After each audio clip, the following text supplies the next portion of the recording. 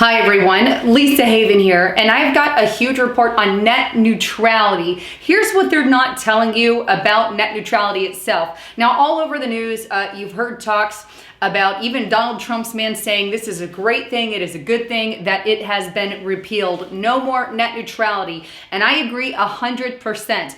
Anything that people like Nancy Pelosi and Barack Insane Obama support, that throws a red flag for me. And a lot of them are saying we just killed the internet by repealing net neutrality. Well, let me tell you the ins and outs of what they're not telling you, what the opposing side isn't telling you about net neutrality, because I'm going to break it down for you, and I want you to hold on for this one because there's a lot of information, and I'm going to put it as simply as I can. But net neutrality is not a good thing. Why? Because ultimately, well, look at the past 2 years that we've had net neutrality thanks to Obama, and what happened? The internet did the opposite of what they said. We had more censorship on Google, on Facebook, on Twitter than ever before in these past couple of years with net neutrality in place. So you cannot tell me that it stops the blocking of certain websites like they're attempting to claim. Now, here's where it all started and began.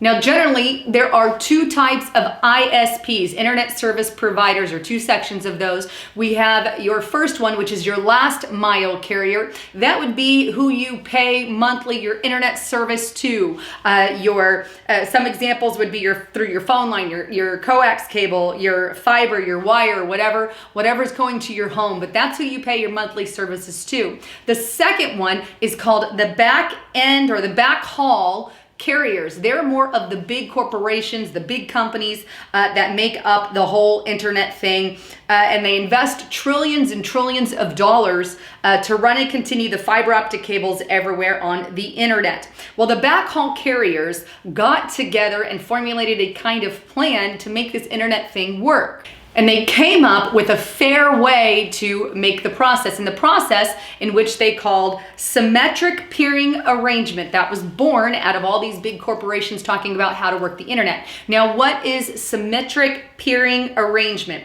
Basically, you have lots of data and I have lots of data, so let's equally share the data among each other. I have so much, you have so much, I can go to your network, you can go to mine, and we won't charge each other. It's completely free for me and free for you when we use the same amount of data. It's an equal process and a great idea. Now, what happens if one comes in, one big company, corporation, or whatever it is comes in, and they are using more data than the freely allotted data that equals out? Well, that then is called asymmetric peering arrangement, when one uses a little more data than the other. So what is the resolution to that? What if one company hogs off a portion of it and is using a ton, or using way below, if you will? Well, let's say they use a lot more. Well, in this case, then they work out, okay, you pay for the overage of data that isn't equally shared between us. So anything over the shared amount,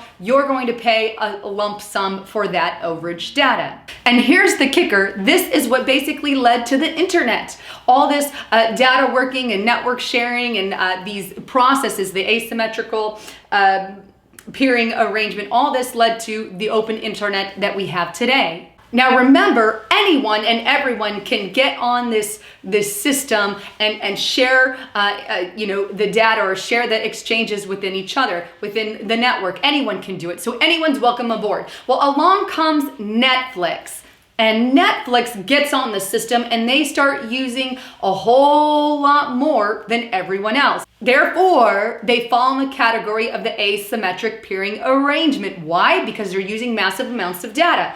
Well, so the big corporations get in and they say, hey, Netflix, you're using more data. You have to pay like everyone else. Well, Netflix throws a big fat fit about it and is upset that they don't get it free. Kind of like your average everyday liberal. They want everything free. And me and you work and cut the bills and work our butts off in our corporations for a handout to everybody else. I don't agree with that. Well, this is kind of what Netflix was bothered about, and they threw a big fat fit. along comes net neutrality. Now remember, I'm giving you the shorter version of what's happening with Netflix, and they believed at some point they were being throttled. Basically what they were doing to people, they were accusing Verizon of. But anyway, the CEO of Netflix goes on to Silicon Valley and does this interview, and he basically says, evil Verizon is throttling us, and we need to solve this problem via net neutrality. And that's why he came out with his support of net neutrality during that whole time, when from the get-go, they were one of the biggest complainers of a system that wasn't broken, that was already working just fine. They just wanted a handout. Clear and cut, that's the truth. Now, in the end, what happened? Well, Netflix finally gave in and paid their cut, and the entire problem was solved. Netflix did what they needed to do to get their extra connections like everyone else was doing, and therefore the problem was fixed. Well, net neutrality was still on the table regardless that there wasn't even a problem, and here we have net neutrality on the table. Now, net neutrality claims to basically stop your ISPs, your internet service providers, your last mile, your backhaul in there, to say, okay, well, they're not allowed to cut this off and block this and block that, right? That's what net neutrality claims to do. They claim to open up those gateways by giving it to the FCC or giving it to a government organization and saying, okay, here, government, you handle it, government, you regulate it. Well, things that are regulated by the government are not always smooth, but that's kind of what the net neutrality is doing, and I'm kind of trying to put just an overall banner on this so everybody gets it. But here's the thing, net neutrality never really stopped the blocking and the censorship. Here's something else to think about. In the past 2 years, my channel here on YouTube has been censored more than any other time in the history that I have been doing YouTube channels. If you've heard and seen my Facebook post, my Twitter post, and not just me, multiple outlets, anyone who's a conservative, anyone who's Christian, anyone who's a capitalist, anyone who doesn't fly with the liberal agenda, anyone who is a Trump supporter now, has been blacklisted, put at the bottom of the barrel, and censored high time. Google has recently delisted a good friend of mine, Next News Network, and put him at the bottom of the barrel, so you can't even have an organic search of it anymore. And they're doing that to all the channels, all during the time of net neutrality that's supposedly supposed to stop it. Well, in the past couple of years, it has gotten worse than ever before. So let's just take this as a whole. Does net neutrality really do what it claims to do? Hell no. And how do I know that? Because I've seen it the past 2 years, and I've seen what actually happens. And the truth is, there wasn't a problem that needed fixing in the first place. So we need to keep it or at least keep it out of the hand of the FCC, the hand of the government, and keep it on that open forum, because I believe we have a better chance of having that open and free internet. Here's one last thing I want you to think about.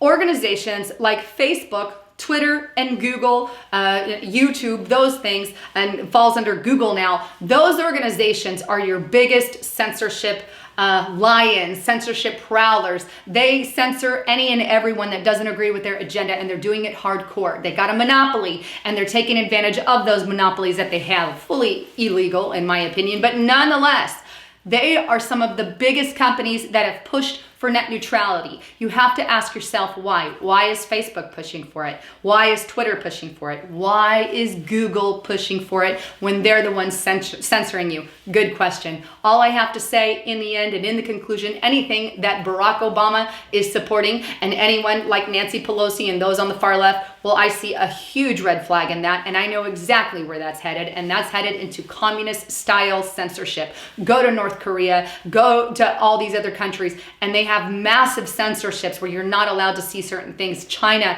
is a very big no-no as well, where they censor it hardcore. I don't know about you, but I want to keep my internet free. Anyhow, please make sure with everything that's going on with net neutrality, you are on a VPN, because look, evil can corrupt on both sides.